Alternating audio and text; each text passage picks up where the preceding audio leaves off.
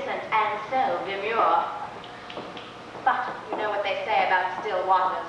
I pity Terence was sick with a dolphin now. And as for you, child, let me add that your behavior is extremely bad. And a poor example for these children, too. Their dear, dead mother did far better than you. You're much too free with money, and I'm distressed to see you so elaborately dressed. When it's one's husband that one aims to please, one has no need of costly frippery. Oh, Madam, really? You are her brother, sir, and I respect and love you. Yes, if I were my son, this lady is good and pious spouse, I would not make you welcome in this house. You're full of worldly counsels, which I fear are suitable for decent folk to hear. Spoken bluntly, sir, but it behooves us not to mince words when righteous fervor moves us. Your man Tartuffe is full of holy speeches. And practices precisely what he preaches.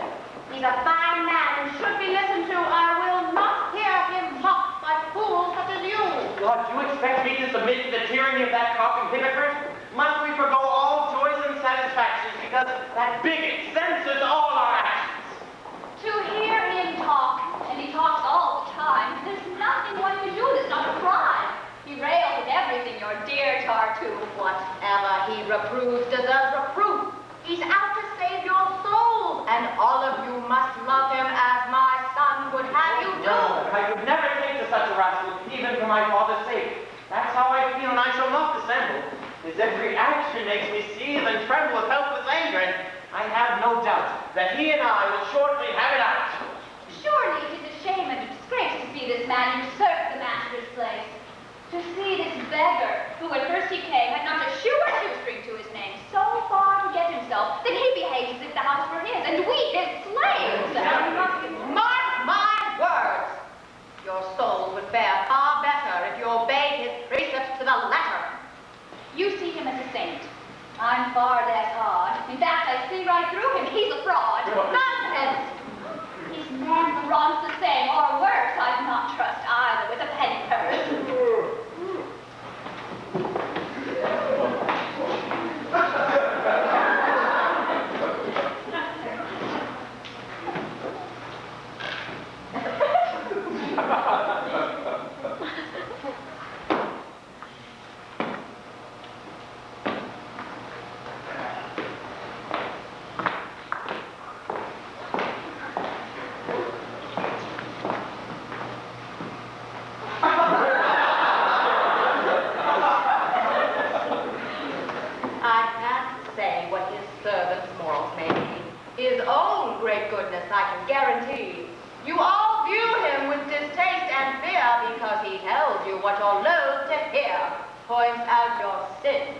Condemns your moral flaws and humbly strives to further heaven's cause. If sin is all that bothers him, why isn't he so upset when folks drop in to visit?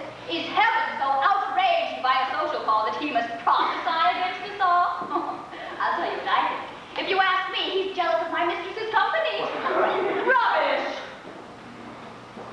He's not alone, child, in complaining of all your promiscuous entertaining. Why, the whole neighborhood's upset, I know, by all these carriages that come and go, with crowds of guests parading in and out, and noisy servants loitering about. In all of this, I'm sure there's nothing vicious. Then why give people cause to be suspicious? They need no cause. They'll talk in any case. Madam, this world would be a joyless place if, fearing what malicious tongues might say, we locked our doors and turned our friends away. And even if one did so dreary a thing, do you think those tongues would cease their chattering? One can't fight slander. It's a losing battle. Let us instead ignore their tittle tattle. Let's strive to live by conscience clear decrees and let the gossips gossip as they please. If there is talk against us, I know the source. It's Daphne and her little husband, of course. Those who have greatest cause for guilt and shame are quickest to besmirch a neighbor's name. When there's a chance for libel, they never miss it. When something can be made to seem illicit, they're off at once to spread the joyous news, adding fact with fantasies they choose. By talking up their neighbors' indiscretions, they seek to camouflage their own transgressions, hoping that others' innocent affairs will lend a hue of innocence to theirs, or that their own black guilt will come to seem part of a general shady color scheme. quite irrelevant. I doubt if there's anyone more virtuous or devout than dear Aurora. And I'm informed that she condemns your mode of life most vehemently. Oh, yes. She's strict, devout, and has no taint of worldliness. In short, she seems a saint. But it was time which taught her that disguise. She's thus because she can't be otherwise. So long as her attractions could enthrall, she flounced and flirted and enjoyed it all. But now that they're no longer what they were, she quits a world which fast is quitting her, and wears a veil of virtue to conceal her bankrupt beauty and her lost appeal. That's what becomes of old coquettes today, who distressed when all their lovers fall away, they see no recourse but to play the prude, and so confer style on solitude. Thereafter, they're severe with everyone, condemning all our actions, pardoning none, and claiming to be pure, austere, and zealous, when if the truth were known, they're merely jealous and cannot bear to see another know the pleasures time has forced them to forego. That sort of talk is what you'd like to hear. Therefore, you'd have us keep still, my dear, while Madam rattles on the livelong day. Nevertheless, I mean to have my say. I tell you that you're blessed to have Tartuffe dwelling as my son's guest beneath this roof. That heaven has sent him to forestall its wrath by leading you once again to the true path. That all he reprehends is reprehensible, and that you better heed him and be sensible. These visits, balls, and parties in which you revel are nothing but inventions of the devil. That's right. Nothing right. One never hears a word that's edifying, nothing but chaff and foolishness and lying, as well as vicious gossip in which one's neighbor is cut to bits with their hay, coil, and saber. Why, people of sense are driven half insane at such affairs, where noise and folly reign, and reputations perish thick and fast. As a wise preacher said on Sunday last, parties are towers of Babylon, because all the guests babble on with never a pause. Story time, I heard that laugh, sir, and I saw that wink. Go, find your foolish friends and laugh some more. I'm leaving. Don't show me to the door. I take my leave much dismayed and vexed. I cannot say when I shall see you next. Wake up! Stand there gaping into space. I'll slap some sense into that foolish face. Come, you slut! Ooh. Good day. I'm sorry, that's all I get to say.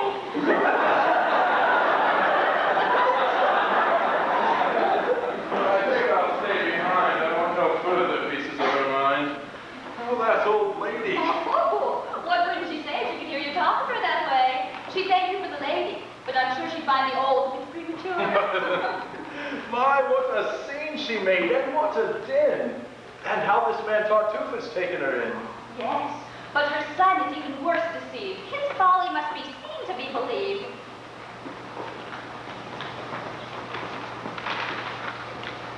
In the late troubles, he played an able part and served his king with wise and loyal heart. But he's quite lost his senses since he fell beneath Tartuffe's infatuating spell. He calls him brother and loves him as his life, preferring him to mother, child, or wife. In him and him alone will he confide. He's made him his confessor and his guide. He pets and pampers him with love more tender than any pretty mistress could engender. Gives him the place of honor when they dine, delights to see him gorging like a swine, stuffs him with dainties to his guts to stand. And when he belches, cries, God bless you, friend. Short and bad. He worships him, he dotes, his deeds he marvels at, his words he quotes, thinking each act a miracle, each word oracular as those that Moses heard. Tartuffe, much pleased to find so easy a victim, has in 100 ways beguiled and tricked him, milked him of money, and, with his permission, established here a sort of inquisition.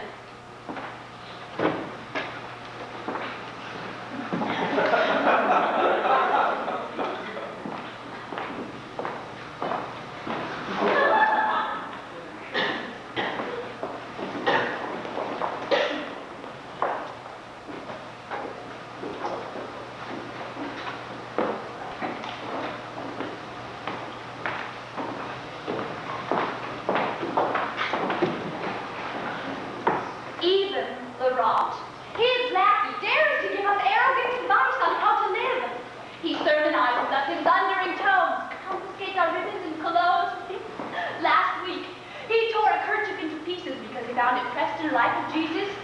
He said it was a sin to juxtapose unholy vanities and holy prose, and especially to put it to your nose. You did well not to follow. She stood in the door and said verbatim all she'd said before. I saw my husband coming. I think I'd best go upstairs now and take a little rest. I'll wait and greet him here, then I must go. I've really only time to say hello. Sound to him about my sister's wedding, please. I hear Tartuffe's against it. That he's been urging Father to withdraw his blessings. As you well know, I find it most distressing. Unless my sister and Valère can marry, my hopes to wed his sister will miscarry, and I'm determined He's that... coming.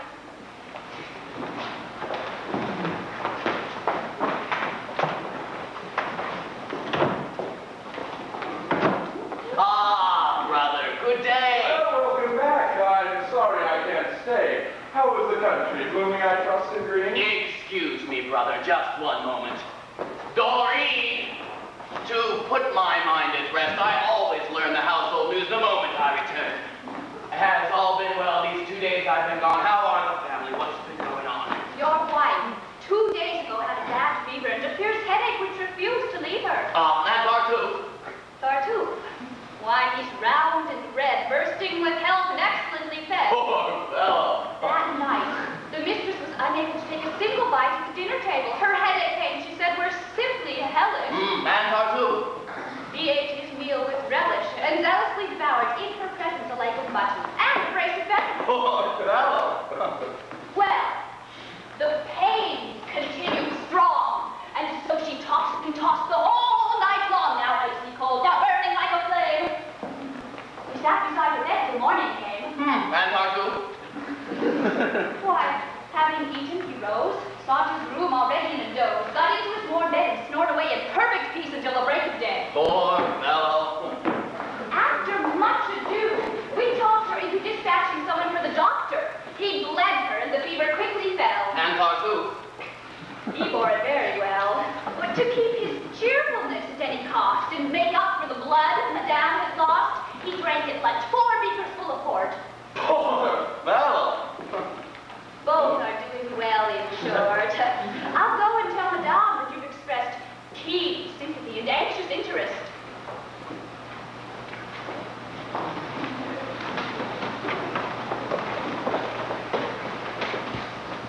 That girl was laughing in your face, and though I've no wish to offend you, even so, I must say she had some excuse.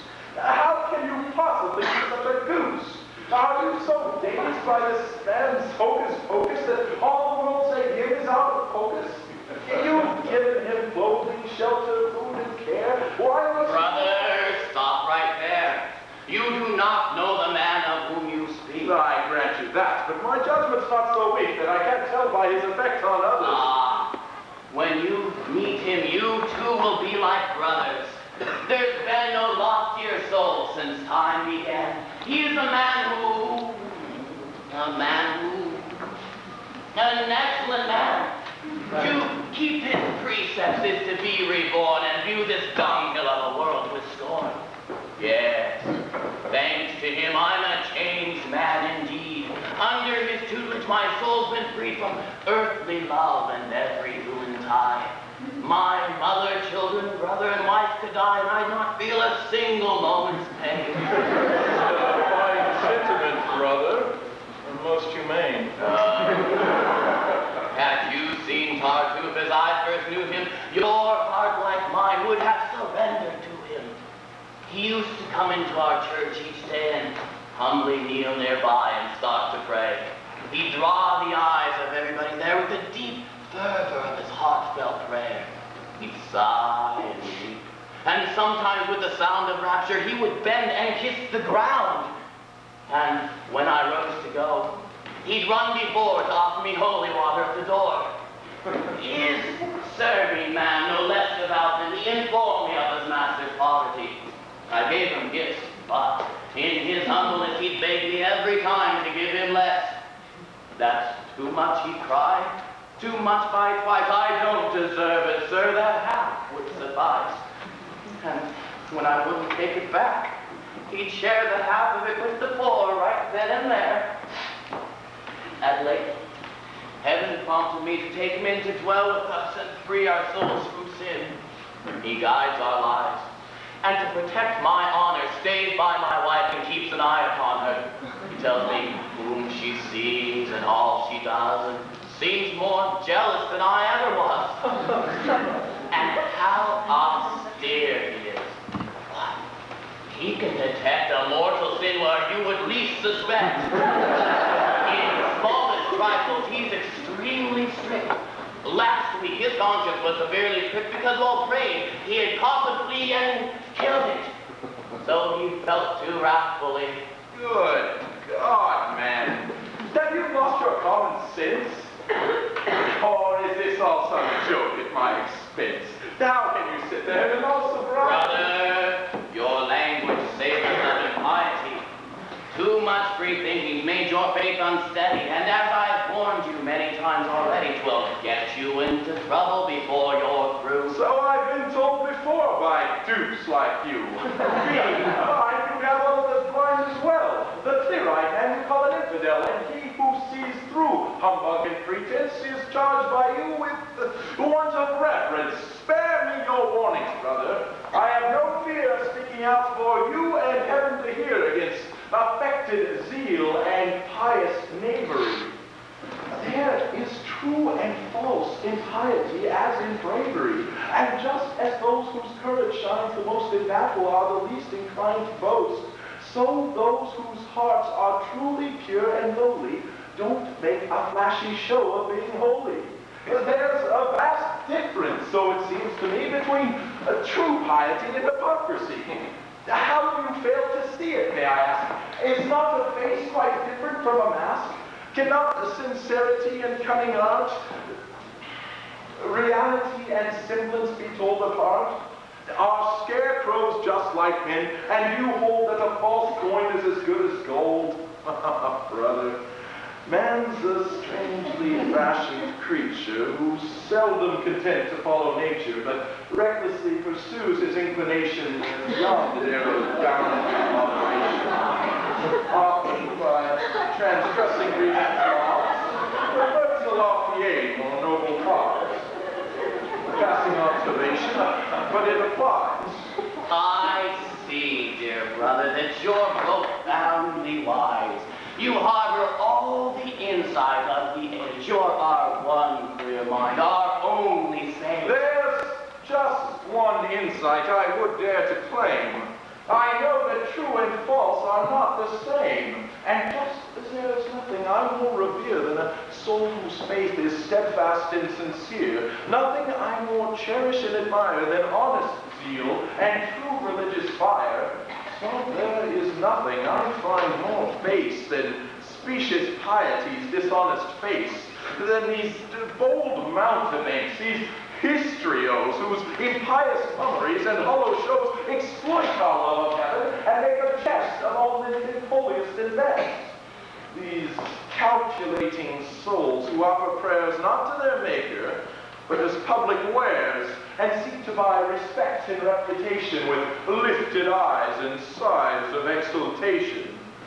These charlatans, I say, whose pilgrim souls proceed by way of heaven toward earthly goals, who weep and pray and swindle and extort, who preach the monkish life but haunt the court, who make their zeal the partner of their vice. Such men are vengeful, sly, and cold as ice. And when there's an enemy to defame, they cloak their spite in fair religion's name, their private spleen and malice being made to seem a high and virtuous crusade, until, to mankind's reverent applause, they crucify their foe in heaven's cause. Such knaves are all too common, yet for the wise, true piety isn't hard to recognize. And happily these present times provide us with bright examples to instruct and guide us. Their virtue is acknowledged, who could doubt it? But you won't hear them beat the drum about it.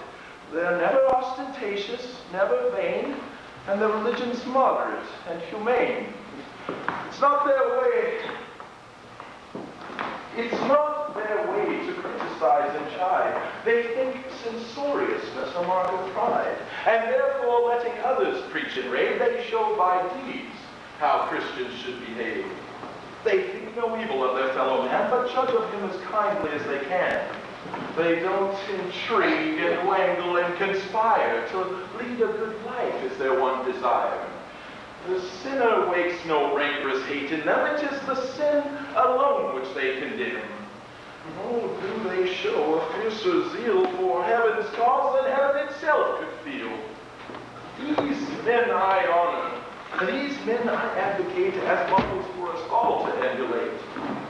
Oh man, it's not their sort at all, I fear.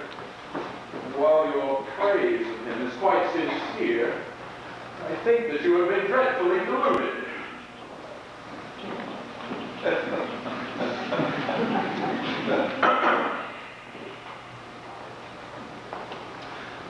Now then, dear brother, is your speech concluded? Yes.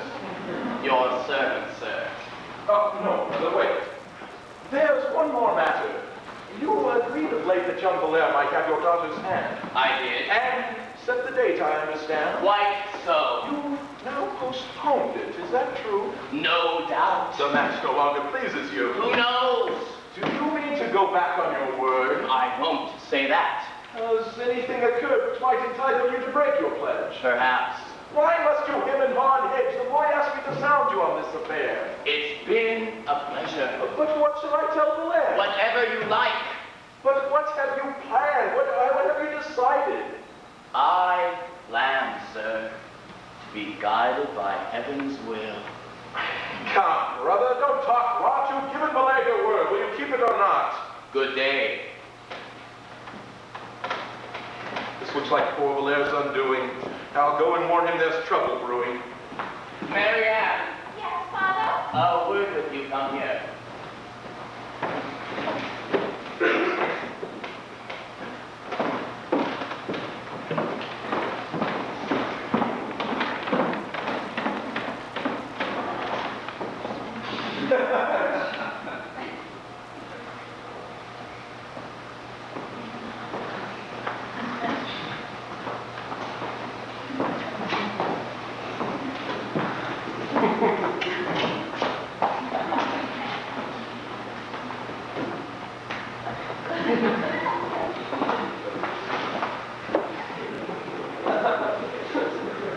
What are you looking for?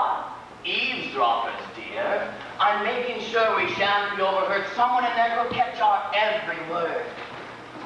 Ah, good, we're safe. Now, Mary Ann, my child, you're a sweet girl who's tractable and whom I hold dear and think most highly of. I'm deeply grateful, Father, for your work.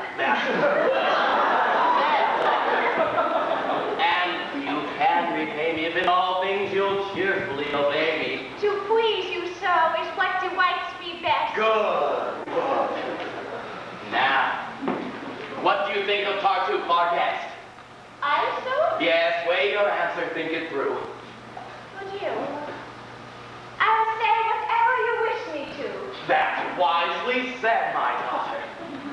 Say of him, then, that he is the very worthiest of men, and that you're fond of him and rejoice in being his wife, if that should be my choice.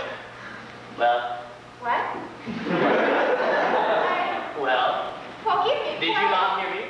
Of whom so must I say that I am fond of him and would rejoice in being his wife if that should be your choice? Why, of Tartuffe. But Father, that's false, you know.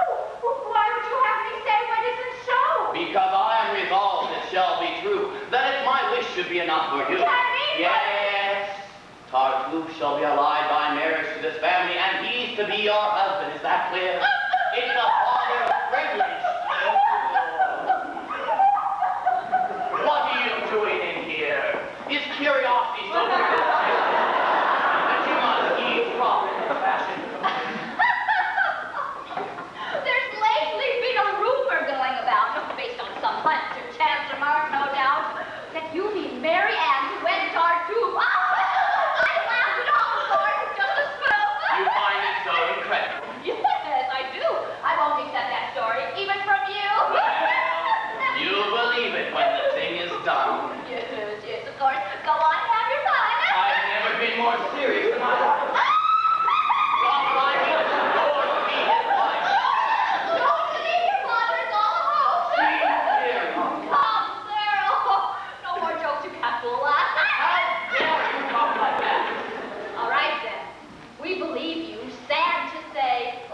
But how a man like you, who looks so wise and wears a mustache of such splendid size, can be so foolish? Silence, please. My girl, you take too many liberties. I am master here, as you must not forget. Do let's discuss this calmly. Don't be upset. Oh, you can't be serious, sir, about his plan. What should that bigot want with Marianne? Praying and fasting ought to keep him busy. And then in terms of wealth and rank, what is he? Why should a man with property like you pick out a beggar son-in-law? That will do. Speak of his poverty with reverence. His is a pure and saintly indigence which far transcends all worldly pride and pelf. He lost his fortune, as he says himself, because he cared in heaven alone, and so is careless of his interests here below. I mean to get him out of his present straits and help him to recover his estates, which, in his part of the world, have no small pain. Poor though he is, he's a gentleman just the same. Yes, so he tells us. And, sir, it seems to me that such pride goes very ill with piety. A man whose spirit spurns this dungy earth ought not to brag with lands of noble birth. Such worldly arrogance will hardly square with meek devotion in the life of prayer. But this approach, I see, has drawn a blank. Let's speak then of his person and not his rank. Doesn't it seem to you a trifle grim to give a girl like her to a man like him? When two are so ill-suited, can't you see what the sad consequence is bound to be? A young girl's virtue is imperiled, sir, when such a marriage is imposed on her. For if one's bridegroom isn't to one's taste, it's hardly an inducement to be chaste. And many a man with horns upon his brow has made his wife the thing that she is now. It's hard to be a faithful wife, in short, to certain husbands of a certain sort, and he, who gives his daughter to a man she hates, must answer for her sins at heaven's gate. Don't think, sir, before you play so risky a role. This servant girl presumes to save my soul. You would do well to ponder what I've said. Daughter, we'll disregard this dunderhead. Just trust your father's judgment. Oh, I'm aware that I once promised you to young Valere, but now I hear he gambles, which greatly shocks me. What's more, I've doubts about his orthodoxy. His visits to church, I know, are very few. Would you have him go at the same hours as you and kneel thereby to be sure of being seen? I can dispense with such remarks, Doreen. Tartuffe, however, is sure of heaven's blessing, and my feet only treasure worth possessing. This match will bring you joy beyond all measure. Your cup will overflow with every pleasure. You too will entertain your faithful like sweet cherubs or you turtle doves. No harsh word shall be heard, no frown be seen, and he shall make you happy as a queen. And she'll make him a couple. Just wait and see. What language! He's a man of destiny. He's made for fortune, which stars a man your conscious virtue surely can't withstand. Don't interrupt me further. Why can't you learn that certain things are none of your concern? It's for your own sake, sir, that I interfere. Most kind of you. Now hold your tongue, you hear? If I didn't love you... Spare me your attention. I love you, sir, in spite of your objections. I can't bear, sir, for your honor's sake, to make this look a Christmas day. You mean to go on talking? If I didn't protest this sinful marriage, my conscience couldn't rest. If you don't hold your tongue, you little scream. Lost your temper, a pious man like you. Yes, you talk and talk unmarried, but once and for all, I tell you to be quiet. Well, I'll be quiet. But I'll be thinking hard. Think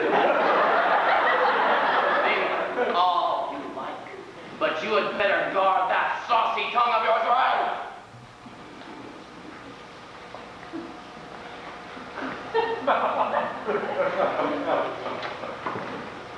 Now, child, I've weighed this matter fully. It drives me wild that I can't speak.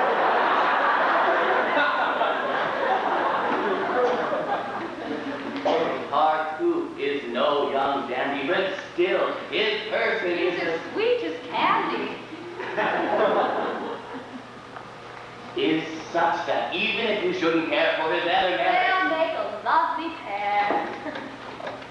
If I were she, no man would marry me against my inclination and go scot-free. He'd learn before the wedding day was over how readily a wife can find a lover. It seems you treat my orders as a joke. Why, what's the matter? 'Twas not to you I spoke. What were you doing? Talking to myself, that's all. One more bit of impudence and go, and I shall give her a good slap in the face.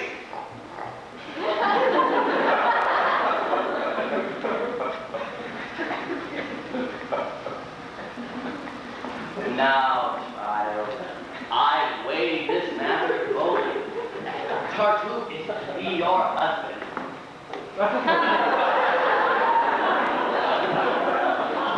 Your wedding day.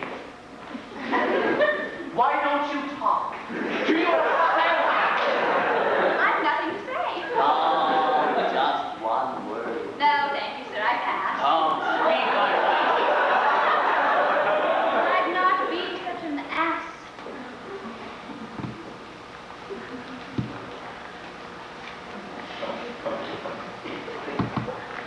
In short, dear daughter, I mean to be obeyed, and you shall bow to the sound choice I've made. I've not wed such a monster. Daughter, that maid of yours is a thorough pest. She makes me sinfully annoyed and nettled. I can't speak further. My nerves are too unsettled. So upset by her insolence, I'll calm myself by going for a walk.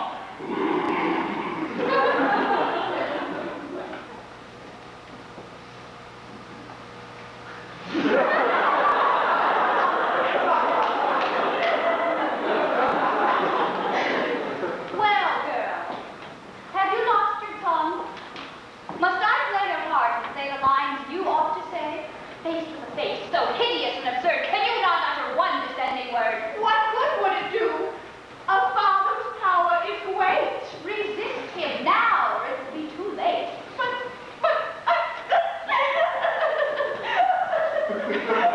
Tell him one cannot love the father's will. You marry for yourself, not him. That since it's you who are to be the bride, it's you, not he, who must be satisfied.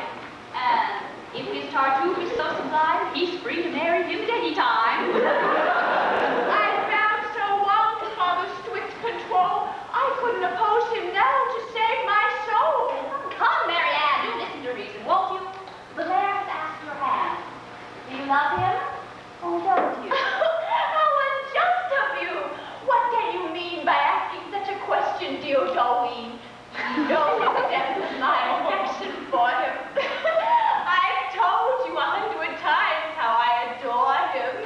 I don't believe in everything I hear. Who knows if your professions were sincere? They were, Doreen, and you do me wrong to doubt it. Heaven knows I've been all too frank about it. You love him then. More than I can express. And he, I take it, cares for you no less. I think so. And you both, with equal fire, burn to be married. That's how one